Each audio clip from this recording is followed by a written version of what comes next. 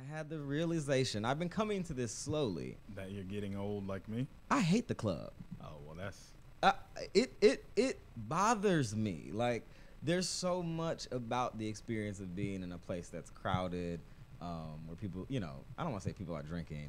It's just that I can't drink anymore because, like, it hurts the next day. So I don't do it as much. Really are old. Yeah, like, I really can't. Like, I consider the physical implications for the next day. But I was, like, sitting there thinking, like, why is this bothering me so much? And I finally came to the realization of why it is. And this is because clubbing causes me personally like a really high level of anxiety.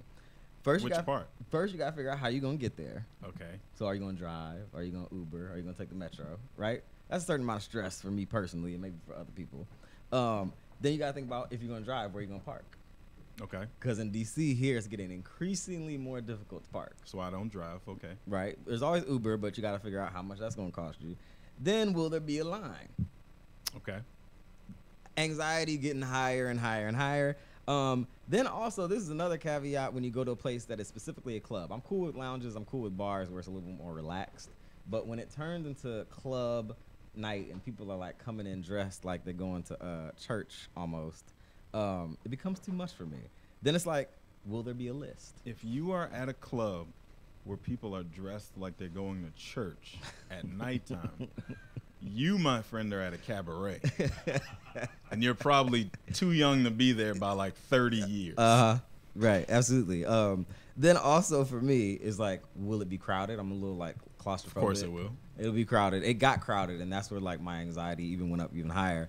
Then will the drinks be expensive? Of course they will. They're gonna be expensive, so that's like another anxiety-inducing thing. So I don't even want to drink because I don't want to pay for it. And then, as I mentioned before, will the drinks cause a hangover? And then will there be like drunk idiots there? Of course there will. There will be. None of this is new information, though. It Like, was how is it all of a sudden that this is all hitting you at one time? It was all like a moment of clarity. Like, oh my goodness, all these things are no longer fun. Or maybe that they weren't always that fun. It's just now that I'm older, I have lower tolerance for the things that cause me anxiety in the club. Okay. So anyway. Well, I mean, so the solution to that, though, is day parties. Like, and I love that. I'm a huge fan of day parties, right? Like you get there at As 2 do or 3 I. in the afternoon, and you're done partying by like 7 or 8. Indeed. Which means I'm home by 9, fully fed. Like that is the perfect scenario, like of everything you just outlined. All those things happen. The difference is you already like ate for the day because you probably went to brunch before this happened. If you do live in a place like we live in DC, that's kind of just par for the course, right? So you ate first. Then you went to the club, went to the party, and then it was over by like 7. Right. You went and got something to eat, and now you're back home at the time you normally would be getting tired and grumpy and frustrated. Anyway. That's what time you're getting ready to go out for the night party. Legit, at about 9:30, that's when the shutters start coming down. I start getting irritated. I'm like, why am I here? What am I doing here? Everything up before that point, I was good. But after like 9:30, I started getting that old man irritable. And welcome to the club. So I am officially, in more ways than one, an old man. But we want to remind people you're watching and listening. Manage Your Damn Money with Ben and Malcolm. Today's conversation at hand: what does it mean, and what does it take to become "quote unquote" middle class? But before we move on to that, first we have to do, as we always do, headlines. This is how much money you should be making by the time you're 40. That's the headline from a story last month by Money Magazine, which revisited findings from a 2016 study that suggested that once you make around $200,000, having more money won't make you happier. That's funny. Tell two people. Well, anyway, according to the career expert Penelope Trunk, the trick is hitting your optimal income by the time you hit 40. If you have a college degree, you can expect your income to climb sharply through your 20s and continue to rise at a slower rate once you hit your 30s. But the story also said after you hit 40, you essentially hit a pay ceiling that lasts for the remaining 25 years of your career. An analysis of data from payscale.com has found. They went on to say that the raises, or at least the story went on to say that raises workers get after 40 are barely enough to keep up with inflation. So basically, like 20s, you typically raise really sharply throughout. 30s, you kind of continue to raise, but at slower increments. And then 40, you kind of like top out. And also included in the story was researchers found that the quote unquote wealth benefit a sort of happiness buffer that protects people from negative emotions, begins to taper off at an annual income of around $80,000 a year. So it's kind of like between 80 and 200,000. So 80 is like, all right, you're not feeling any pain or any worries. Right. And then 200,000 is like, you're not going to get no happier than that. No matter how much money you make. But there's a huge delta between 80,000 and 200,000, no matter where you live. Yes. Like if you live in New York City or if you live in St. Paul, Minnesota. Right. There's a huge divide between the two of those. Right. So, I mean, I get that there's, according to them, there's a diminishing rate of return between 80 on up to 200. But I would think that number is probably more like 195,000 to 200. Okay. There's a diminishing return, and everything else before that is love. You feel it. that would be my interpretation based on no statistical evidence whatsoever, other than I just know your own feelings. Absolutely. It's interesting. So, do you think like there is a point before you get to 200,000, well before you get to $200,000 a year? Sure. Is there a point at which like you begin to not feel those negative feelings? Like, what's the number? Obviously there's an accounting for where you live, but that aside, is there a point at which you start to feel less pain? Like, is it $35,000? Is it $45,000 a year? What's that number where you're like, I can breathe a little bit?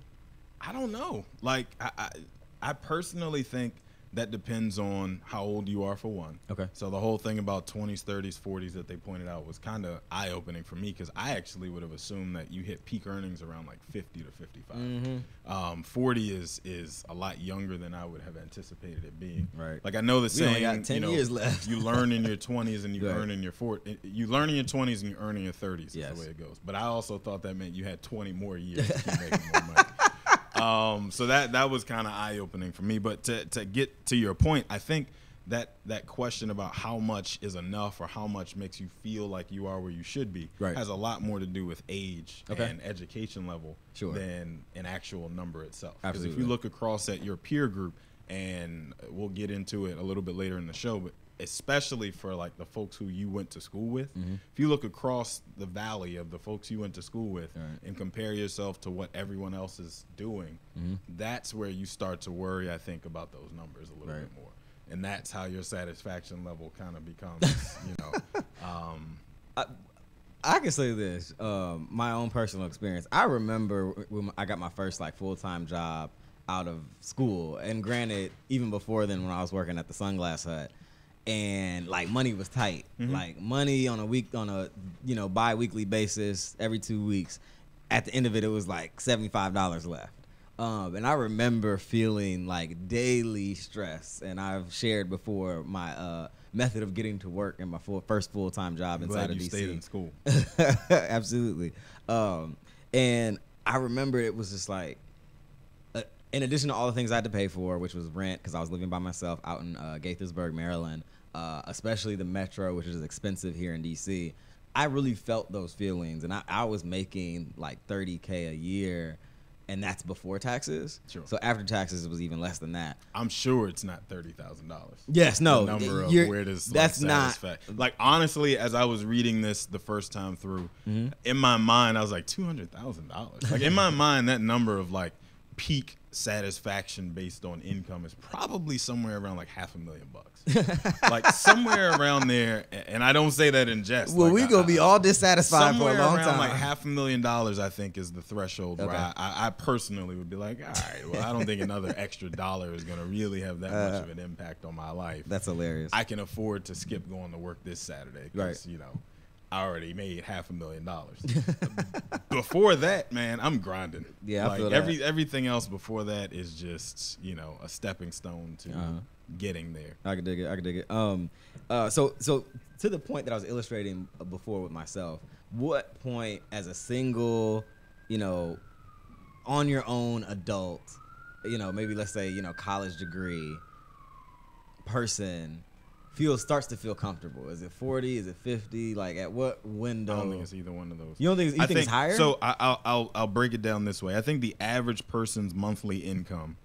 monthly expenses, is probably somewhere around like $2,500 to $3,000. Okay. So that means that after taxes, you need to at least be making $3,000 a month, right, before you start to feel comfortable because you can meet all of your obligations each month and not have to dip into next month to facilitate it. So then that means you probably need something like $3,500 because you need extra dollars to go out to the club and to have that buffer to have fun and all that kind of stuff. So now we're talking closer to like $4,000, you know, a month. That's $48,000 a year after taxes. That probably pushes you to like $70,000 that you would need to be making pre-tax, pre-401k contributions and blah, blah, blah, blah, blah. So I think there's something to be said for that $80,000 number that they threw out there and said that's kind of where the diminishing rate of return begins. But then again, it also depends on where you live. Because renting DC for a 1-bedroom apartment with, you know, barely running water and no utilities is probably like $3,000 a month. So, you know, that determines it too. Absolutely. We want to remind folks you're listening and watching Manage Your Damn Money with Ben and Malcolm. We're going to take a really quick music break in a moment, but first we want to remind folks to send your questions and comments and concerns to info@manageyourdamnmoney.com.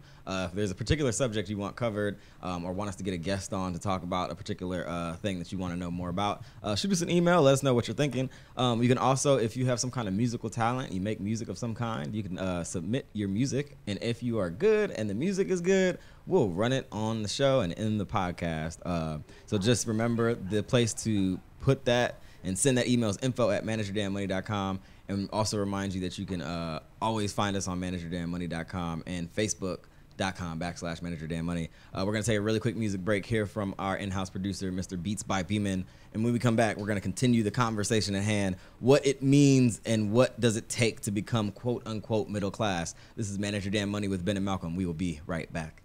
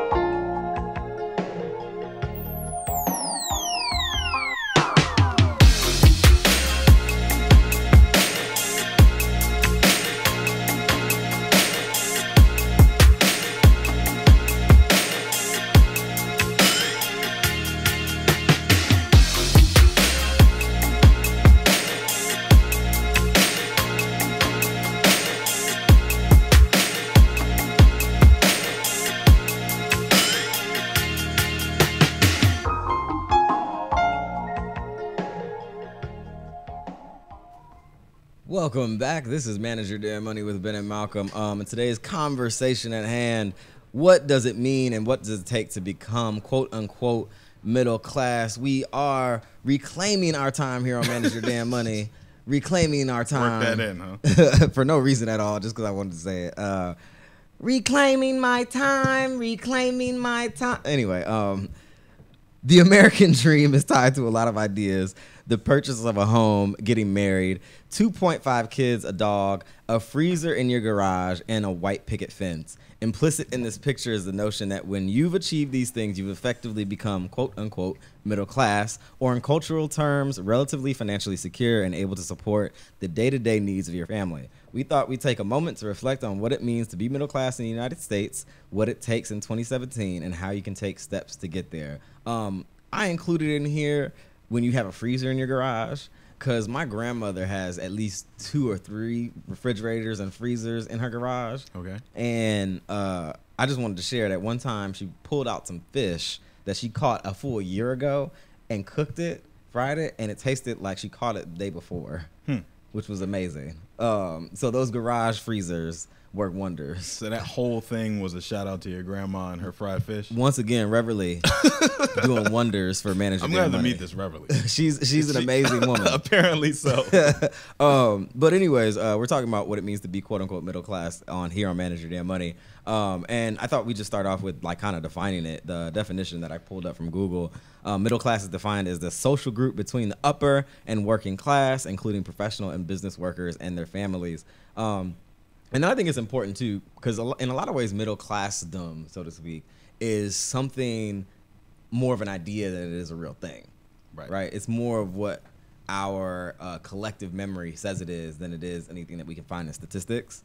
So really quickly, the first thought that I had of what it meant to be middle class was kind of like that 1960s, 50s, 60s, 70s, where being middle class meant you had a home, you had a family, you had a job, and a wife at home with the kids. And the first thing I thought about was I Love Lucy. Right. Did you watch I Love Lucy? We didn't have cable, so I definitely saw plenty of I Love Lucy. Right, because it came on regular TV at late at night and stuff. Yeah, whatever was the normal TV channel, it was on like on the weekends and everything else. Right. Ricky Ricardo and Lucy Ricardo. Was it Lucy Ricardo? Mm-hmm. Lucy Ricardo and their kid. And then also in the 1980s, when we moved on into a bit of technology and things started getting a little bit flavorful, hip hop came to be. Middle class was reflected well in our favorite millennial TV shows. Family Matters was one, Full House, and of course everyone's favorite, The Fresh Prince of Bel-Air. Another classic. How come he don't want me, Uncle Phil? Oh my God.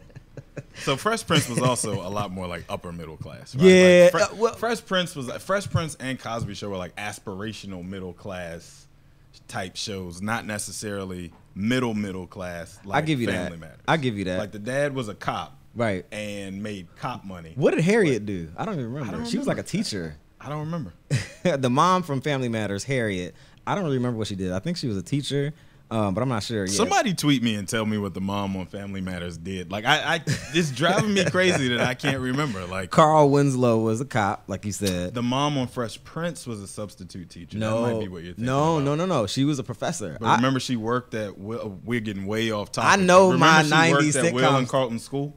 Yeah, she was a substitute teacher at their school.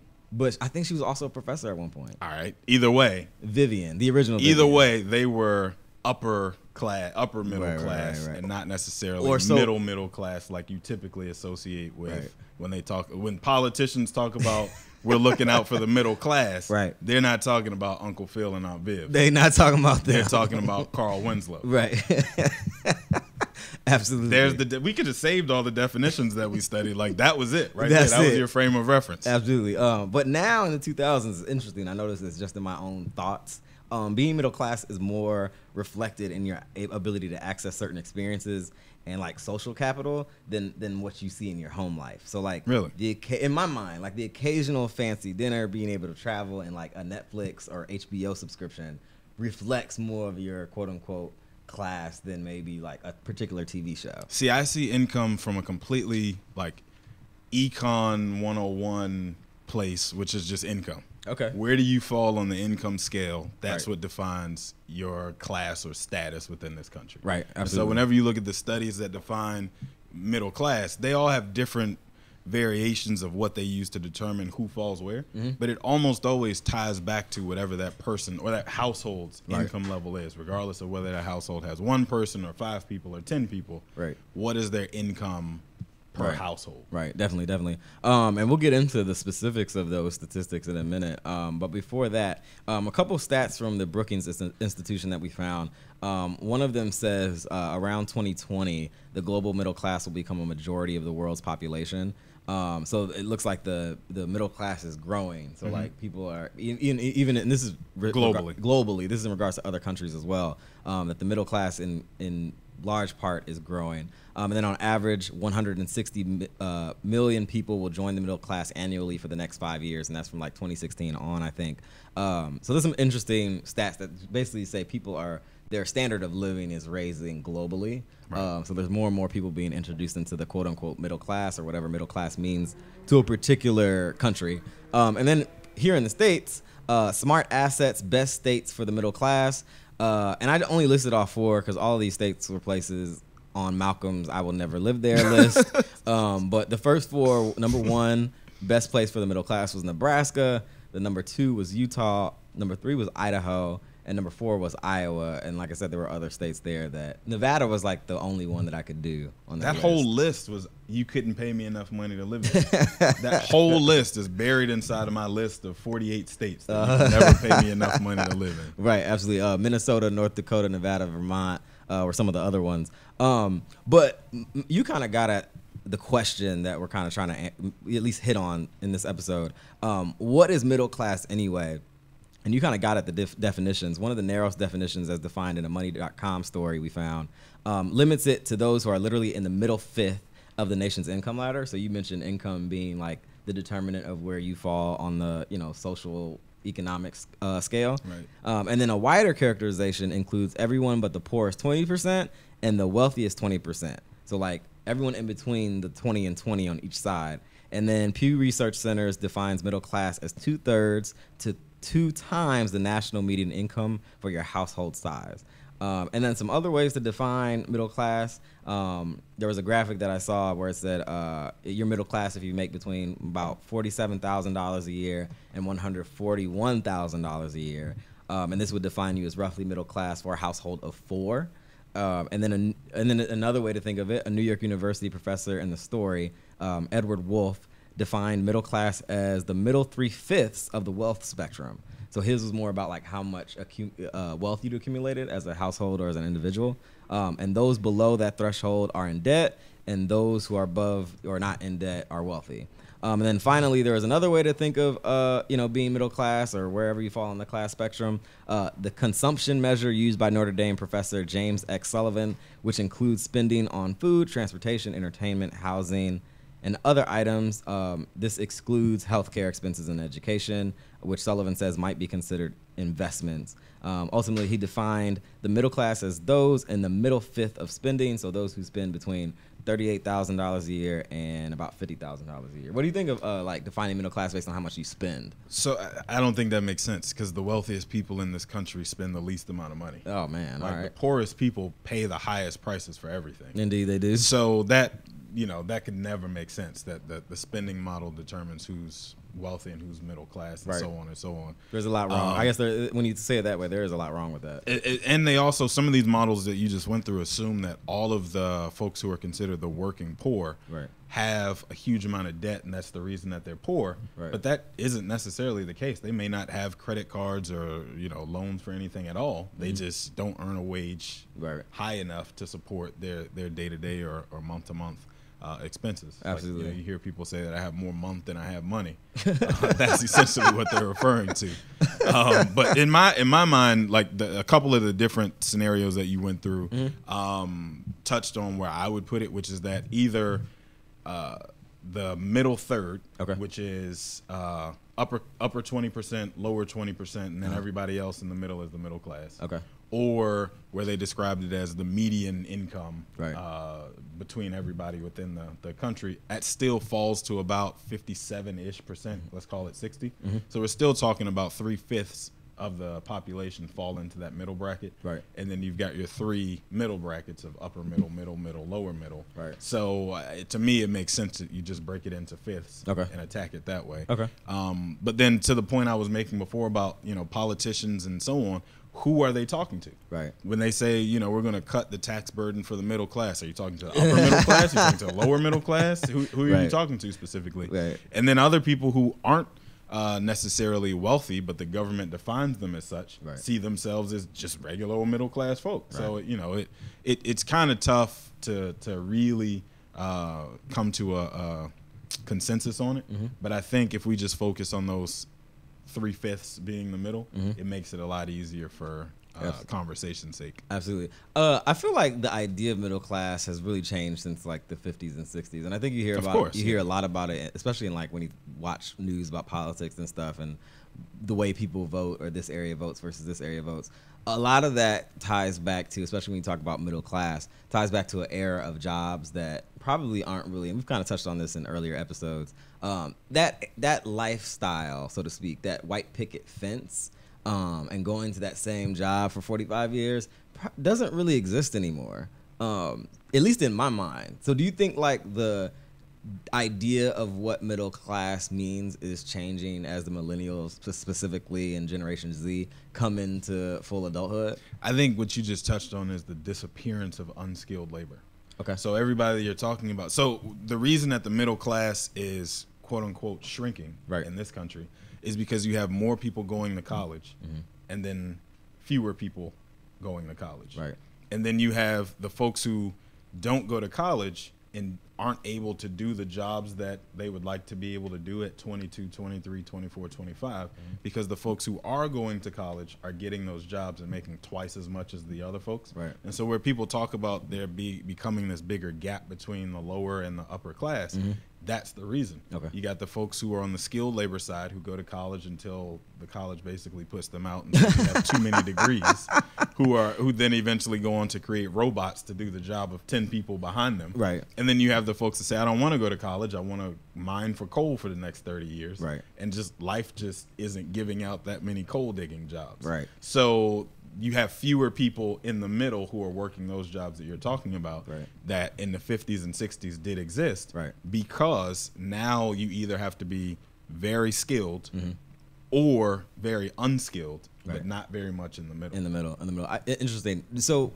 when this generation, when we become old and gray, we're already old, but when we get all gray and we have wrinkles, will our idea of middle classdom still kind of harken back to that white picket fence of I Love Lucy, or is it going to be something else? I don't know who exactly you're talking about with that white picket fence thing. Well, that's never been an ideal of mine. Okay, then what was your middle class ideal, so to speak, growing up? My like, ideal you were focused on money as a kid. Yeah, but like my ideal of being middle class was basically that where I was talking about having more expenses and more to worry about for next month than you have cash today, right, and you're always overextending yourself, kind of trying to get ahead. Right. To me, middle class just meant that you have enough in either assets, you know, outside of your paycheck, that you're not living paycheck to paycheck. Right. So if all of a sudden that job disappeared today or the funnel got turned off, you would have enough to support yourself and your family for, let's call it 12 months. Right. To me, that represented you being, you know, in the middle class as a, let's call it, high school student. Right. Now it's changed a little bit, right, because I've seen, you know, how many more things go into being an adult and keeping yourself alive. But that was essentially the way that I looked at it. Never really that whole picket fence and right, 2.5 kids and Cadillac and all that kind of stuff. I can dig it. I think that is very far gone, but I do think it is something and an idea that's still within the American consciousness, if you will. So I think that's kind of what I was thinking about. I don't even really remember what mine idea of it was, or at least arrival at financial security. I think my concept was more like, I just don't want to be broke. that was my explanation of class growing up. But I think if you look at advertising, though, it gives credence to what you're talking about. Okay. Where like a Tide commercial, for example, they show a middle class family. It's a mom and 2 kids running around the house doing the laundry, and then the dad shows up, walks through the door, and you know, so you got a family of 4 that can afford Tide instead of whatever the store brand is. Because Tide is expensive. But that's what tells you that you are middle class according to that commercial. Sure. So I do think that gives some credence to what you meant about like lifestyle versus just income level. Absolutely. I've looked away from Tide many a time. Like, I would love to have my stuff smell like Tide, but I'm not paying $11 when I could pay $3 for this store brand. But anyway, we want to remind people you're listening and watching Manage Your Damn Money with Ben and Malcolm. On this episode, we're talking about what it means and what it takes to become quote unquote middle class. We're going to take another music break and hear another piece from our in-house producer and executive producer of this show, Mr. Beats by Beeman. You can listen to his music by following him on Instagram at Beats by Beeman. Just spell it how it sounds. And you can also follow us on social media. Malcolm, what's your handle? At Malcolm on Money. And of course, myself at MYDM1. We're going to take a quick music break. You're listening and watching Manage Your Damn Money. We will be right back.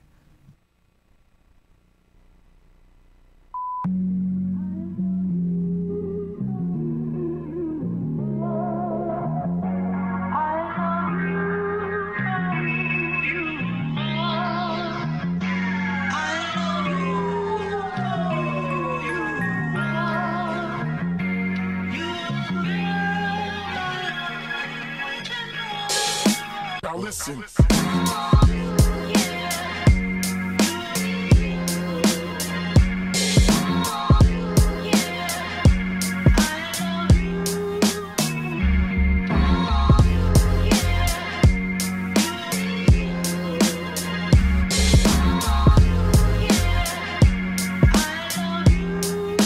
Now listen.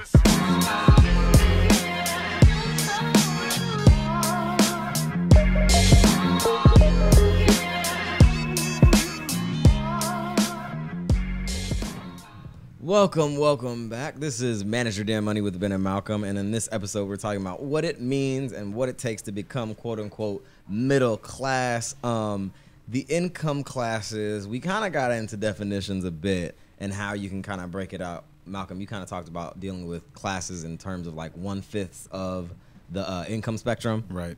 And then, but there's some other definitions that we have. But before, did you want to get into something that we covered early in the show? No. I saw what you had on your screen. Oh, okay. So I got a couple of responses from folks on online talking about the question that we had about what Harriet Winslow Harriet did for a living, but I don't think that either one of them is right. Okay. So Jay said he looked it up. they have her as a restaurant worker. Oh man. And then they have her as a child care person, but I don't think either one of those is right. That don't sound right at all. Started off in season 1 to 4 as the elevator operator. Okay. Chicago Chronicle. So she was an elevator operator. So she was an elevator operator, according to Jay, who's our engineer today.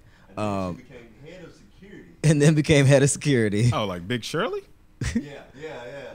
Okay. Okay. So we're talking about 90s. Police officer. That's how her and Carl. Oh wow. Okay. See, So that I'm gonna have to respond to. I'm glad Jay found it because that. that's some It's serious. on IMDb. Okay. Also. That's some serious. Like that's a real middle class scenario. Right. And so I guess that's exactly what I was talking about. Two blue collar jobs. Absolutely. Yeah. And they were in Chicago, right? Right. Right. Very good. Okay. Well, the income classes are broken up in a more technical fashion. The upper class, many think of the upper class in terms of the 1%. They always talk about the 1%, politicians in particular. To be in the richest 1% nationally, a household needs to have the annual income of at least $389,000 a year, according to the Economic Policy Institute. So that's $389,000 a year to be considered a part of the 1% in the United States of America. Then you have the upper middle class, which according to census data from 2015, 6.1% of households bring in $200,000 a year and higher.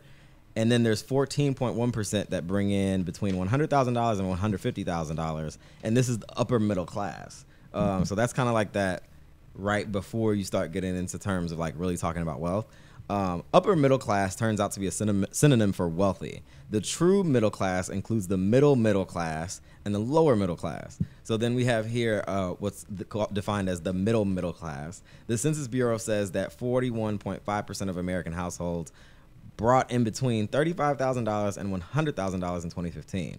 They would be a part of the middle class, and then 26% of American households earn more than that, and 32% earn less. So these numbers are slightly outdated, but the Pew Research Center defines the middle class category as including adults with families of 3 equivalent incomes between $37,000 a year and $113,000 a year, according to current levels and stats. The middle class is shrinking, as Malcolm mentioned. This group used to make up the vast majority of American population, which kind of again goes back to that idea of I Love Lucy and times earlier. But now roughly 50% of the middle class stands at only 50% of the American populations, so it's like smaller than 50%. Right. And then we also have some definitions for the lower middle class.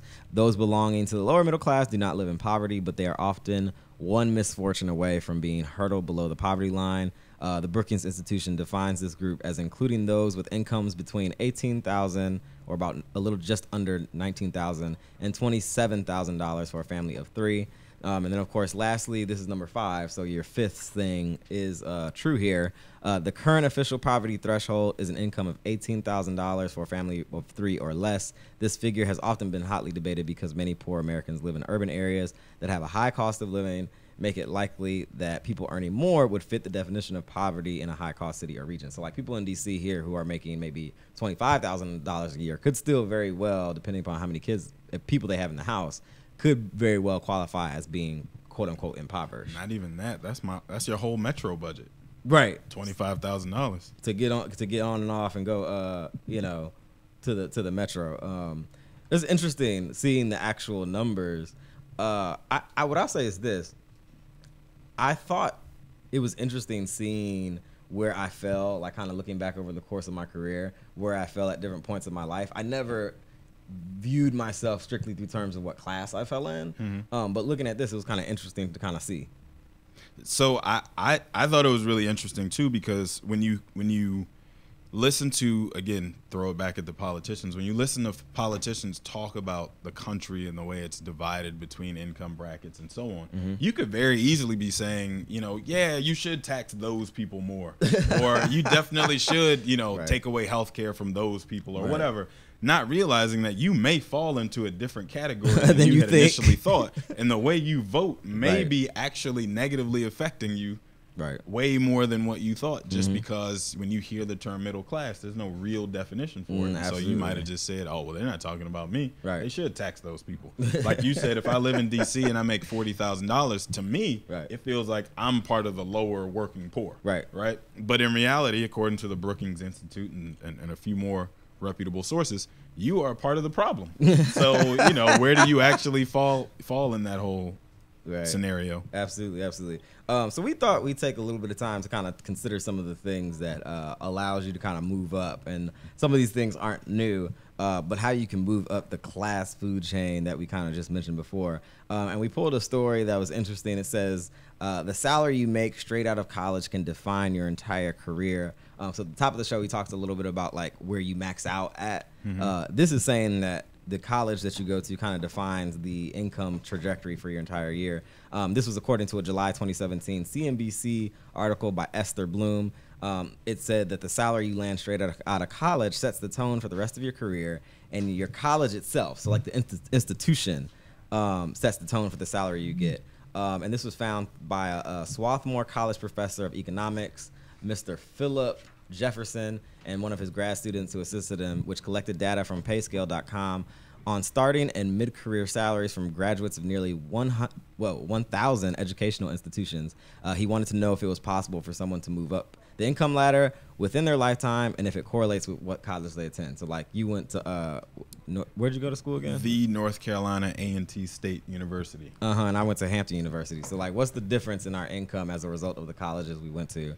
And he found that if you only get a bachelor's degree, the college you attend has a measurable effect on how much money you make, both immediately after graduation and for the rest of your working life. As he puts it, if you are behind someone early in their career, by the time you get to mid-career, you are still going to be behind that person. And the only way you could have caught up was by going to a different school. So at least in this article, it's saying that school in a lot of ways makes an impact. Jefferson said through his research, before I adhere to the view that if you're talented, the school doesn't matter. And he adds, in some cases, that's true. But largely, it seems clear that the college you choose can make a substantial difference in terms of how much money you're able to make. And this, of course, was looked at. This was, of course, looked at in terms of those who didn't go to grad school, so college alone. So bearing that in mind and knowing what he knows now, Jefferson would advise high schoolers to include salary data in their considerations. I'd never say look at salary data, he says, but it should be looked at as part of a portfolio of facts for those going on to college. So that's an interesting bit, saying that like the college you pick is important. So I don't know. It also said that the college you pick has that effect on your salary coming out of school, depending on what field you go into. So for certain ones, for certain career paths, it actually showed that it didn't make a measurable difference, especially like STEM careers, for example. So if you went to school for business or political science, it apparently made a huge difference. And then if you went to school for science or math or engineering or something like that, the employers care a lot more about like your technical skills than they do about your school's pedigree and how competitive your program was and that kind of stuff. So that's also something that was really interesting in the data. Absolutely. And we want to remind people you're listening and watching Manage Your Damn Money with Ben and Malcolm, talking about what it takes to be middle class and what middle classdom means. We're going to take another quick music break. When we come back, we're going to get into a story that Malcolm kind of alluded to and kind of wrap up the show. You're listening and watching Manage Your Damn Money with Ben and Malcolm. Music break real quick, and we'll come right back. Take it.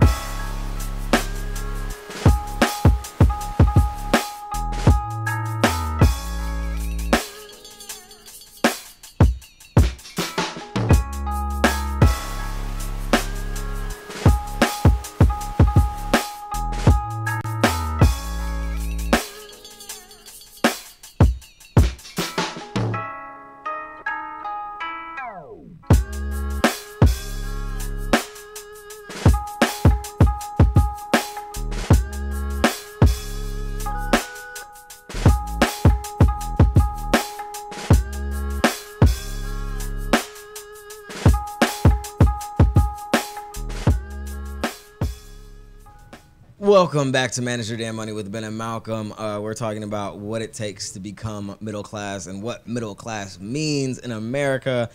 We just got through looking at a story that essentially said that the college you go to can set the tone for the income that you make over the course of your career. But you kind of alluded to this story, which the headline read, "Do elite colleges lead to higher salaries?" And then the next part of it was, "Only for some professions." According to a 2016 Wall Street Journal article by Eric R. Eade and Michael J. Hilmer, a diploma from a highly selective college means higher pay in certain fields. In others, it makes almost no difference at all. For all that thought that families put into choosing a college, very often decisions are dominated by simple line of reasoning that the more prestigious the school you attend, the higher the salary you will get when you graduate. Parents typically focus their efforts on getting their children into the best possible college they can afford, figuring that even if they're paying more tuition now, they're maximizing earnings down the road.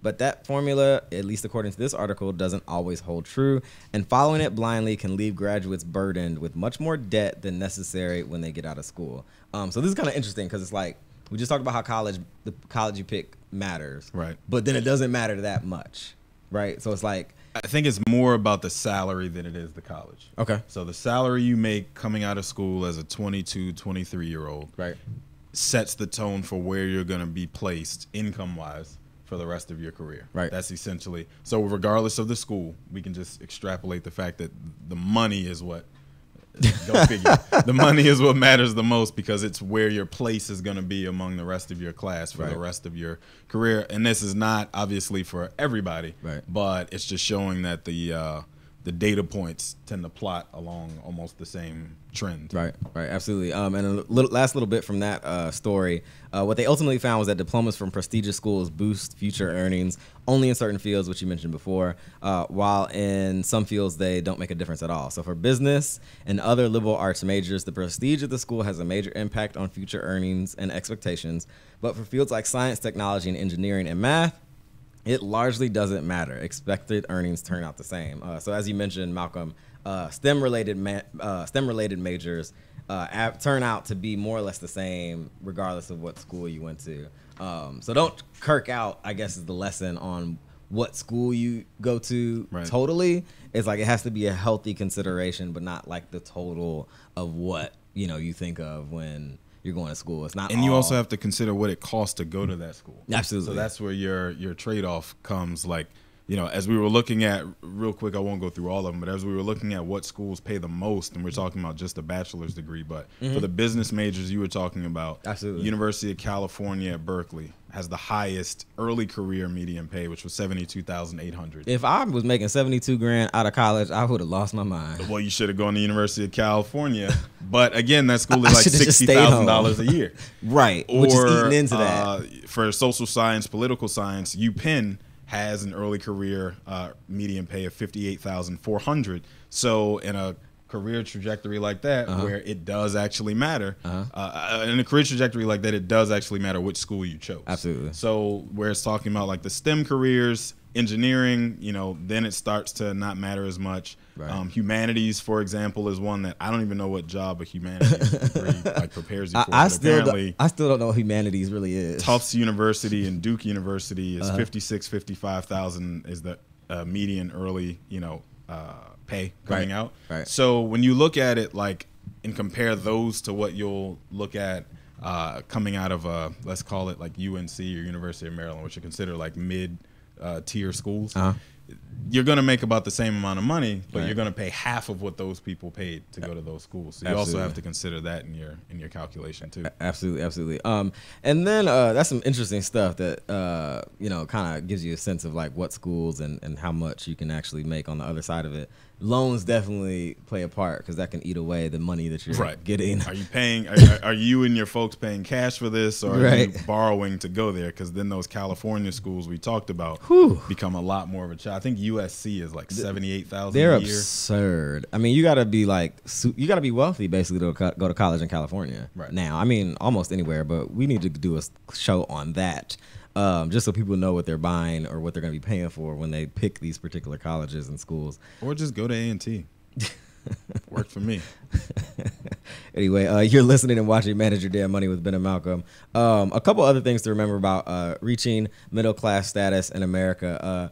Becoming middle class financially is great, but it's not always the most important thing. We want to remind you that it's important to live a healthy amount of life and be sure to absorb other important things like family and life experiences. You know, money, even though that's what we talk about, is not everything. Okay. And then what class one feels a part of has largely to do with what one can afford to do or not do. Basics apply in this as they always do. Spend less than you need to, live below your means, pay down debt, and do your best to plan ahead and oversave whenever possible. Those are the basic, like, personal financial tenets that everyone suggests.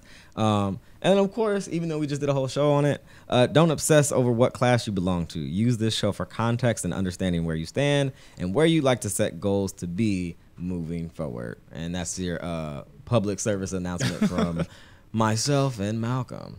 So anyway, I think that tees up really well, though, the conversation that we've had in the past and will be having in the future about negotiating for the best salary you can possibly get. Absolutely. Having that conversation about, you know, paying close attention to where you actually fall in the pay scale, those kind of things, because now we've come to find out they matter a lot more than we probably thought they did in the longer term. Since it sounds like we only have till 40 to hit our max income scale. So I think that's real jacked up. Like at 40, you get classified as like the old person, and you're gonna get like whatever you get from here on out. Like here, you're in your lane, and that's where you're gonna be for the next 15 years. As I read 40. deeper into it, though, that does kind of make some sense. It makes sense. You squeezed all of the juice out of your advanced degrees. Right. You've squeezed all of the juice out of your ability to hop from company to company, right. career, that kind of thing. So then at that point, you're basically just keeping up with inflation. Right. So if you make another couple $1,000s a year extra,